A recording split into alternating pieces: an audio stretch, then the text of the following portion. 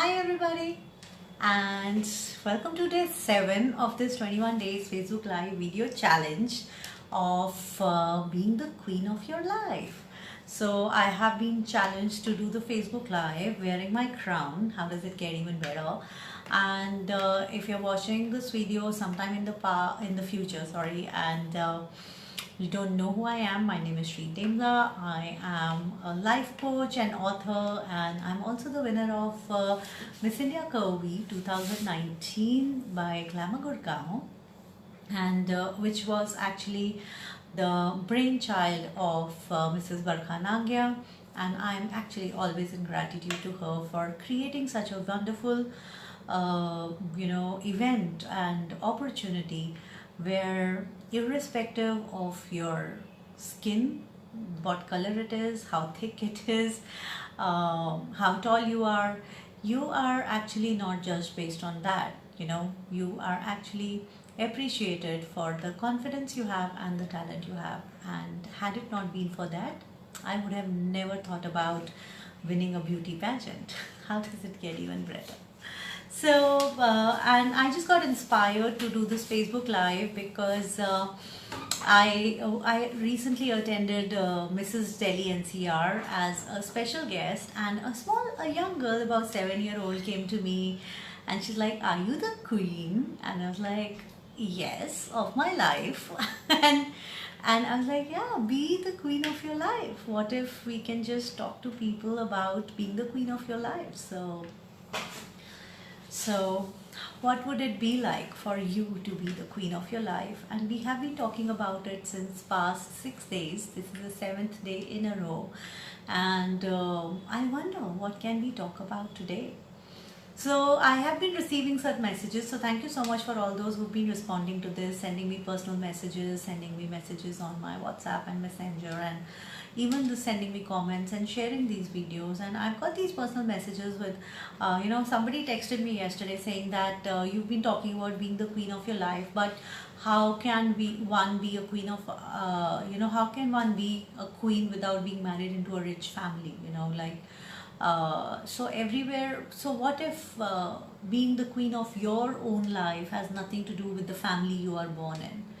We have so many examples of people who have been born into a very a very humble family background, and yet they did not buy the family's financial situation as their financial situation, and they worked and they created a different reality where they outcreated their family financial situation. So what if it doesn't really matter whether you are born as a princess in a family or not? Well, I believe every girl is the princess of dads for their fathers. Yet being a life coach, I've even had cases of clients who have not had kind fathers. So I believe anything is possible in the world, so it's okay. But then, yes, it does not really matter the kind of situation you are into, and it looks conceptual. Let me give an example to you for it. So I once read that in US there was this man who was very, very successful, and at the same point of time he was very kind. He used to do charity, and he was very good husband, father as well, and very good businessman. He was a multimillionaire, and there was this at the same point of time he had a brother who was into gambling and drinking and smoking and drugs, and he was with multiple partners, etc. And a journalist looked at both of them. They were twin brothers, and she got really intrigued. She's like, well, both of them are twin brothers, so they have had similar upbringing, same upbringing rather.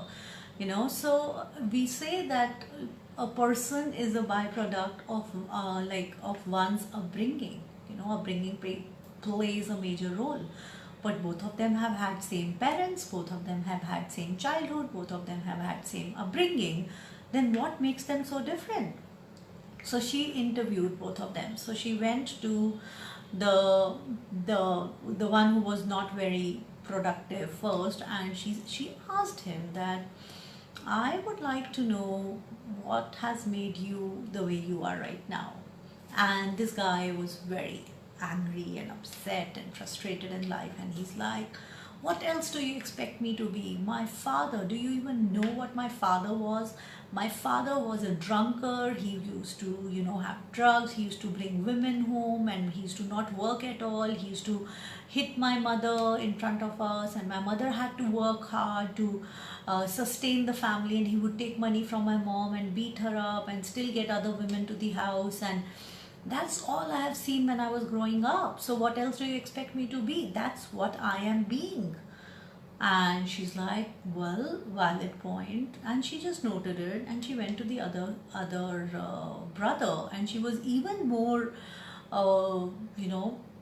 inquisitive about finding out what happened to the other brother, that he was so different. So she just sat in front of this other guy, and she said, sir, I would like to know what made you whatever you are today. The same question, right? And he didn't know that she's gone to the previous brother, so the other brother. So you know what he replied? You will be surprised to know what he replied. So this guy is telling her, do you know anything about my childhood? Do you know what my father was? He said, my father was a drunkard. He was a gambler. He used to take drugs. He used to abuse my mom and not make money and hit her and get other women and all. And I have grown up seeing that, right? I have seen the pain that my mom used to go through. What else do you expect me to be? And the journalist was shocked. She was really shocked. Both the brothers gave exactly the same answer. Exactly the same answer. Both of them went through exactly the same situation. I think some of you, I think you got it. The only underlying difference was the choices they made. The first one looked at the same situation, the same man, and made a choice that is all he can be. And the other one looked at him and decided that he would never be that. So what if it doesn't really matter what we went through? What matters is what we chose out of it, what we have decided, what are we choosing from what we went through, and that is all the difference it is. That's who you are, the choices that you make. So irrespective of the family you are born to, irrespective of the amount of money your parents had, irrespective of the amount of money your husband has today, irrespective of the amount of money your kids have today, what would it take for you to be the queen of your life? I believe there are so many queens out there without the crown. You don't really need a crown to prove you're queen. It's about the attitude you be. It's about you owning your life. Wow. So many of us don't even own our life. I find so many people complaining. Some days back I posted on the Facebook, isn't complaining about complaining is a complaining? And what is that creating? If you're complaining about something, if you take a pause and just ask, just question, how long have you been complaining? And is it shifting anything? And if it is not changing, isn't it time to do something different? Because even Einstein said this thing, that doing the same thing again and again and expecting a different result is insanity, right?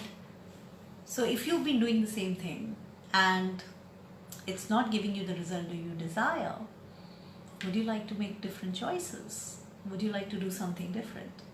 And one thing that really stops people is that they want to do the right thing at the first time, and that is the second biggest barrier, that is the biggest hurdle in your way. What if you don't have to do the right thing? What if you just got to do the thing and keep doing new things, different things, or the same thing with different ways, and something will show up, because your efforts are always rewarded. Like, I didn't know that I'm gonna win Miss India Curvy, and I didn't know what is that gonna lead to. I still don't know that. I'm just doing these Facebook Live because it just came to me. I'm sure it's gonna create a bigger future, and even if it doesn't, how does it matter? It's giving me happiness. It's giving happiness to whoever receive it. I've been getting wonderful messages from people. For me, that's all that matters. Yet at the same point of time, there are so many women. There were about 63 girls and women rather who participated in Miss India Curvy, and there were just 6 winners, But then for me, there was just 6 crowned, but all 63 of them were winners. Trust me, all 63 of them were winners. So many times, like, I made so many wonderful friends there, and so many times I look at those girls, who were there, and they are doing so well, like, it has created, I like in Glamour Gurgaon, we always say that we do not have, I mean, it was told to us during our auditions that we will not have 6 winners, we will have 63 winners. And that time I didn't know what it means. But today when I look back at it, I know what it means, The kind of training we got there, the kind of grooming we got there. There are so many girls for whom their whole reality shifted after it, But it is happening to them because they've made that choice. They didn't buy into their complaints, other people's points of view, their comfort zone, their belief system, or their negative thought process that nothing can be done, etc., etc. They just moved out, took the efforts, and did whatever they thought was different that time. They didn't know that it's gonna be this way or that way. It was like, okay, let's go, let's see what it is. And so many of them are doing so many wonderful things, like, like they are getting modeling offers, they're getting offers to like they're getting opportunities to do acting, and so much more is opening up. So what is being the queen of your life? And what if it is nothing to do with the family you are born in? What if it is nothing to do with the family you are with? And what if you can create your own reality? So I'm gonna say bye-bye to you. It's Monday. Monday is usually my officially off day. It's a family's official off day, and Monday is a family day usually. So though I'm still in the office, I had some work in office, but yes, it's time for family now. And but before I would go out for dinner with my family, I actually wanted to say hi to all of you, do this Facebook Live, and share this beautiful thing about owning your life and creating a different reality for yourself. So thank you so much for watching and listening, and please, if you like my video, share my video. You never know who out there would listen to this, and something new may open for them, something different may open for them. So that's all it is. And yeah, thank you so much, and please don't forget to share your feedback, your comments, anything you would like to ask me, anything you would like me to share, and how does it get even better. Thanks a lot. Bye bye.